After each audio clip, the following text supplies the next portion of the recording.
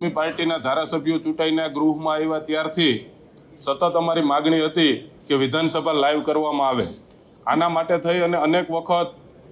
અધ્યક્ષશ્રીને પત્રો લખ્યા, માનનીય મુખ્યમંત્રીશ્રીને પણ આ અંગે ધ્યાન દોર્યું, છતાં પણ માત્ર ભાજપ અને કોંગ્રેસની મિલીજુલી સરકાર જે પ્રજાહિતના કામો કરવાના બદલે ભાગબટાઈ કરતી હોય એ રીતે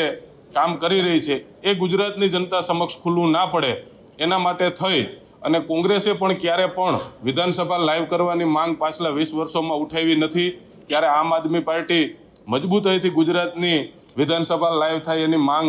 આજે ગૃહની અંદર પણ અમે બેનરો બતાવીને રાખી। આ દેશની લોકસભા, રાજ્યસભા, સુપ્રીમ કોર્ટ, હાઈકોર્ટમાં અનેક સેન્સિટિવ મુદ્દાઓની પણ ચર્ચા થતી હોય છતાં પણ એ લાઈવના માધ્યમથી જનતાને બતાવવામાં આવે છે। તો ગુજરાતના લોકોનો સંપૂર્ણપણે અધિકાર અને હક છે કે ગુજરાત વિધાનસભાની અંદર